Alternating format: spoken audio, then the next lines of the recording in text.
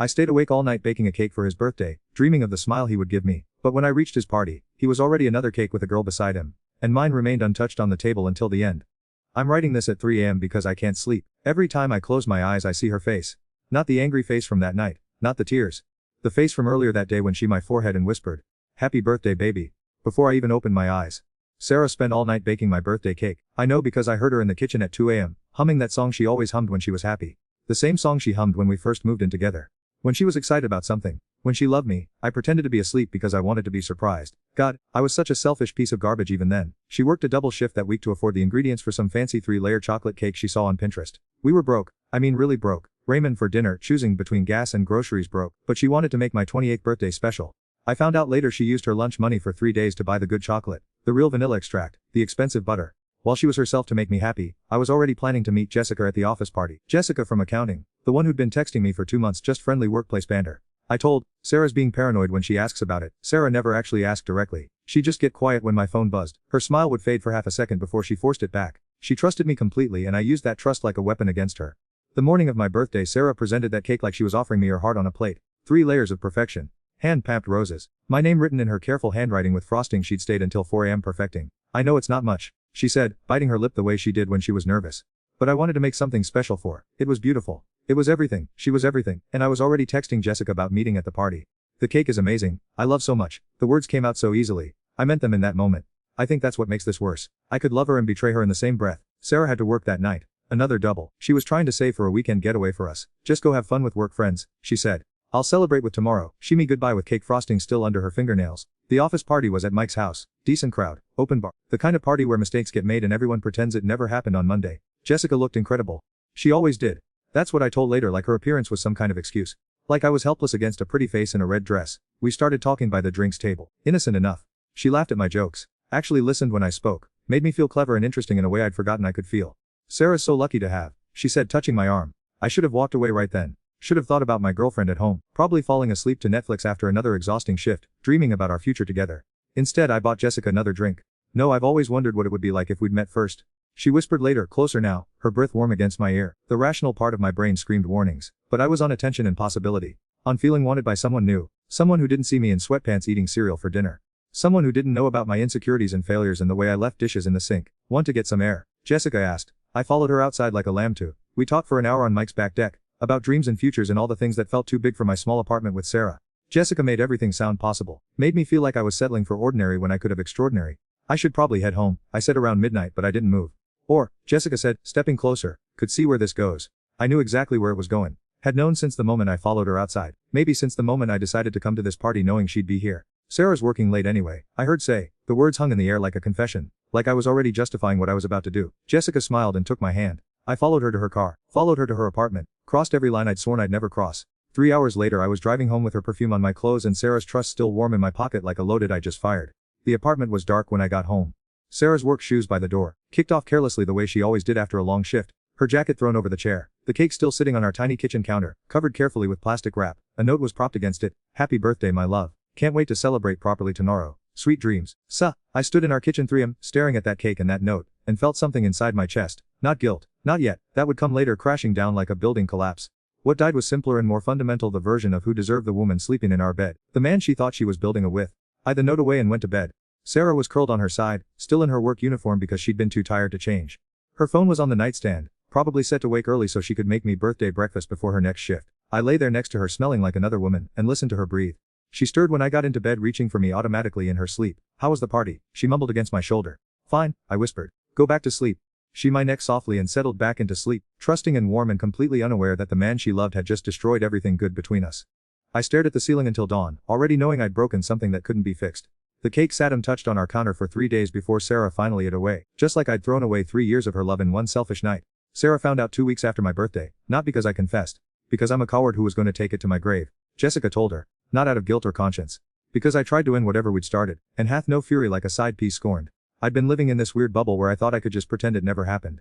Go back to normal. Sarah would make coffee in the morning, me goodbye, and I'd feel this crushing weight in my chest.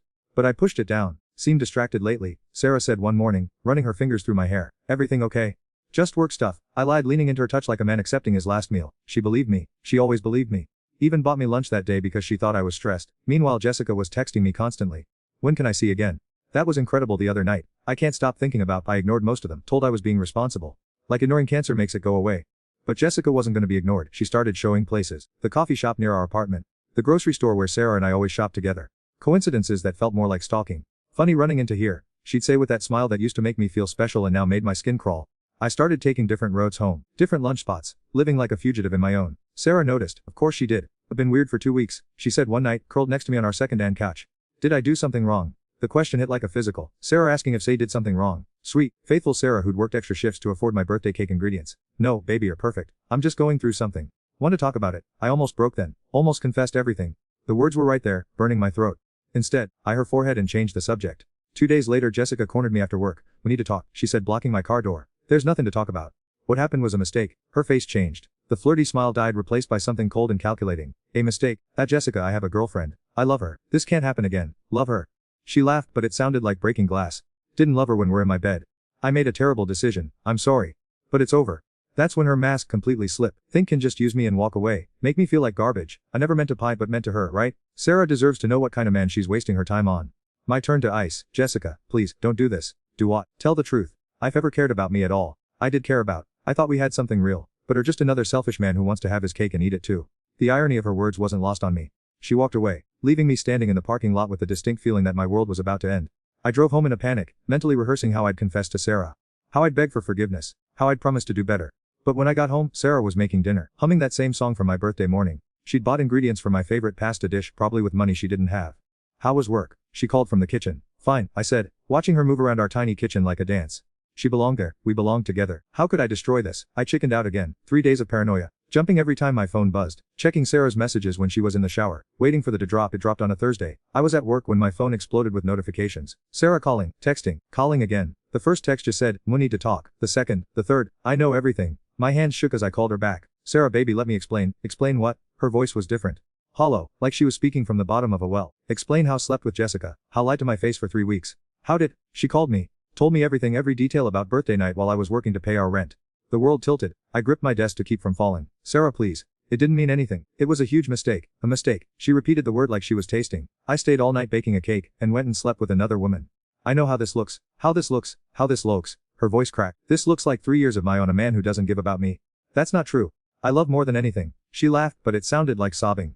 Love me so much, celebrated birthday between another woman's legs. The words hit like physical blows. I deserved every one. Sarah please. Can we talk about this at home? Works out. The laugh again. Broken. Bitter. There's nothing to work out. I'm done. Don't say that. We can get through this. Couples therapy. Whatever want. What I want is to never have met. The line went dead. I left work immediately. Drove home like a maniac, running red lights, praying she'd still be there. Praying I could fix this. The apartment door was unlocked. Sarah was in the bedroom, throwing clothes into a suitcase. Sarah, stop. Please, let's talk about this. She didn't look at me. Just kept packing with mechanical precision. There's nothing to talk about. I'm staying at my sister's. For how long? Forever. The word hit like a sledgehammer. Can't mean that. 3 years, Sarah. We were talking about getting engaged. She finally looked at me then. Her eyes were red and swollen but dry, like she'd cried all her tears and had nothing left. Were we, or were just talking while figured out how to keep me a safety net? That's not fair. Fair. She slammed the suitcase shut. Want to talk about fair? Fair is me working double shifts while complained about being bored. Fair is me saving money for our future while spent it on drinks with coworker. Fair is me baking a birthday cake at 3 a.m. while we're planning to cheat on me. Every word was true. I can change. I can be better. Can't change what already did. She picked her suitcase and headed for the door. Sarah, wait. I'm begging. Don't throw away 3 years over one night. She stopped at the door, her back to me. I'm not throwing away 3 years. Already did that. I'm just finally accepting it. Where does this leave us? She turned around one last time. The woman looking at me wasn't the Sarah I knew. This Sarah had hard eyes and a set jaw. This Sarah was done. There is no us. There never really was there? Justin whatever could get away with. That's not true. Isn't it? Had me completely fooled. I thought we're the love of my. I thought we were building something real. Where are we? I was building something real. We're just along for the ride until something better came along. She walked out then, closing the door with a quiet click that sounded like the end of the world. I stood in our empty apartment, surrounded by all the little signs of our together. Her coffee mug in the sink, her jacket still thrown over the chair. The place on the counter where her birthday cake had sat untouched. I called her 50 times that night, sent 100 texts, each one more desperate than the last. She blocked my number at 2 a.m. The last text I sent, the one that bounced back undelivered, said, I'm sorry, I love, please don't wasn't giving on us. But she wasn't giving us, there was no us to give on. I destroyed that the night I followed Jessica to her car. I just been too selfish to admit it until now. The first month was pathetic. I won't sugarcoat it. I called Sarah's sister her mom, her best friend from college, anyone who might talk to her for me. She doesn't want to speak to, her sister Kate told me.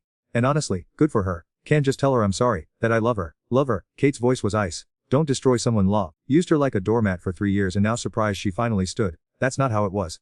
Isn't it? Sarah told me everything. How she worked extra shifts for birthday cake. How she saved for future while we're texting other women. How she believed every lie fed her. The truth was a hammer to my chest. I made a mistake. A mistake is forgetting to take out the trash. Made a choice. Every day for 3 years chose to be selfish. And that night, chose another woman over the best thing that ever happened to Da. She hung. They all hung eventually. I tried showing at Sarah's work. Security escorted me out. I sent flowers to her sister's place. They came back with a note, return to sender. Recipient does not to receive.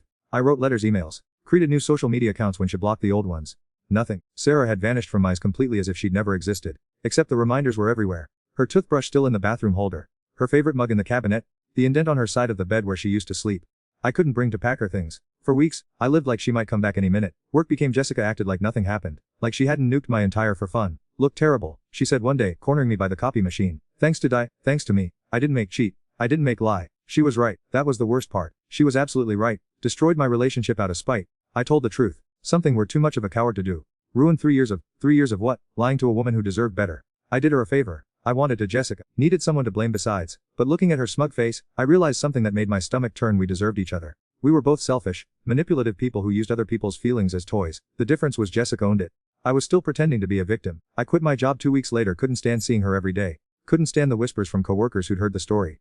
Heard cheated on girlfriend with Jessica. That's messed, man. She seemed really sweet. Jessica's crazy but cheating. That's low. The judgment followed me everywhere. In a small office everyone knows everyone's business. I found a new job across town. Lower pay, longer commute. But at least I could pretend to start fresh. Except can't outrun. The apartment felt like a mausoleum. Every night, I'd come home to Sarah's ghost. Her smell was fading from the pillows. Her shampoo was running out in the shower. Little pieces of our together disappearing day by day. I started drinking. Not heavily. Just enough to make the silence bearable. One night and I called her mom. Mrs. Chen, it's me. It's Jake. What do you want? I wanted to ask about Sarah. Is she's healing? No thanks to Pine. I know I messed. I know I hurt. But I love her. I need her to know that. Love her. Her voice was tired. Disappointed. Jake, I watched that girl plan her whole future around. She showed me engagement rings she liked. Talked about what kind of mother she wanted to be. She built her entire world with at the center. My throat closed. And it all away for what? A few hours with some woman who doesn't care about. It didn't mean.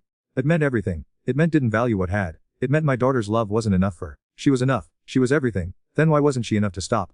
I had no answer. Sarah is doing better now. She's going back to school. Got a promotion at work. She's remembering who she was before she spent 3 years trying to be perfect for someone who didn't appreciate her. The words deep because they painted a picture of Sarah I'd never bothered to see. Sarah with dreams bigger than our tiny apartment. Sarah with potential I'd never encouraged. Can't tell her I'm sorry, that I know I don't deserve forgiveness, but, Jake, listen to me carefully. My daughter spent 3 years making herself smaller so could feel bigger. She's finally learning to take space again. Don't dare try to pull her back into mess. The line went dead. That's when it hit me. Really hit me. I hadn't just cheated on Sarah. I'd been cheating her out of the she deserved for 3 years.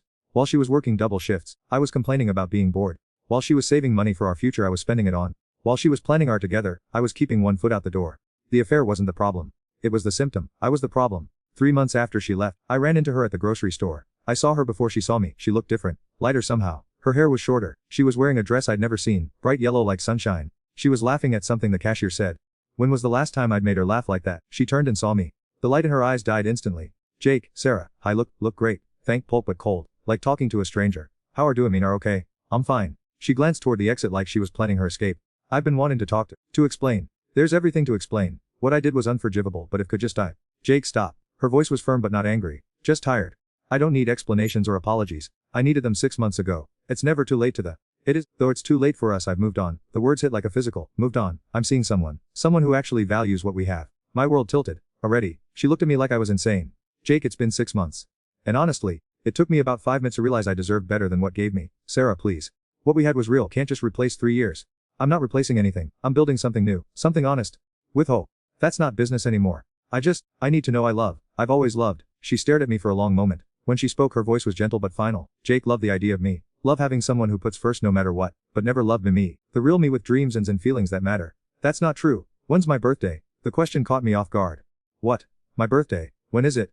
My mind went blank. What's my favorite movie? What do I want to do with what am I afraid of? Each question was I couldn't answer any of them. Don't know 3 years together and don't know the most basic things about who I am.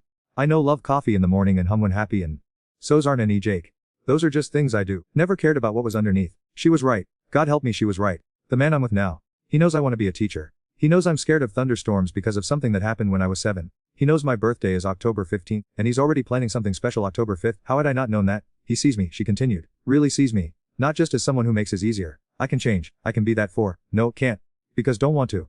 If wanted to really know me, would have in 3 years. Instead, wanted a girlfriend who didn't ask for much and gave everything. She picked her groceries. I hope find what her looking for, Jake. But it was never me. It was the idea of having someone who would never leave, no matter how badly treated them. Sarah. Goodbye, Jake. She walked away. I stood there in the produce section, surrounded by strangers, finally understanding what I'd lost. Not just a girlfriend. Not just a relationship. I'd lost a woman who would have given me the world if I'd bothered to see her as more than a convenience. I'd lost someone who loved me enough to work double shifts for cake ingredients. I'd lost my future, my home, my best friend and my heart all in one night of selfishness. And she was right. I'd been losing her slowly for 3 years. The affair just made it official. That night, I finally packed her things. Every shirt, every book, every little reminder of that I'd destroyed. I donated most of it. Kept one thing, a photo of us from our first Christmas together. She's wearing a sweater I bought her as a joke, laughing at something I'd said. She looks so happy, so trusting. I keep it as a reminder. Not that I lost but of what I weigh. It's been 6 months since that grocery store encounter. I heard through mutual friends that Sarah got engaged last month. To a teacher like she wants to be. Someone who sees her worth. I'm not angry. I'm not even sad anymore. I'm grateful. Grateful that she found someone who deserves her love. Someone who won't keep one foot out the door. Someone who knows her birthday. I've been in therapy. Learning why I sabotaged the best thing in my. Learning that the problem wasn't just one night of cheating. It was 3 years of emotional neglect disguised as love. I haven't dated anyone since. Won't for a while. First I need to become someone worth loving. Someone who can see beyond their own needs. Someone who would never let a homemade birthday cake go untouched. To anyone reading this who sees themselves in my story, stop. Look at the person who loves. Really look at them. Learn their dreams. Honor their sacrifices. Value their trust. Because once break something that precious, don't get to put it back together. Just get to live with the pieces, knowing you're the one who shattered it all. The worst part isn't losing the woman love. It's realizing never deserved her in the first place.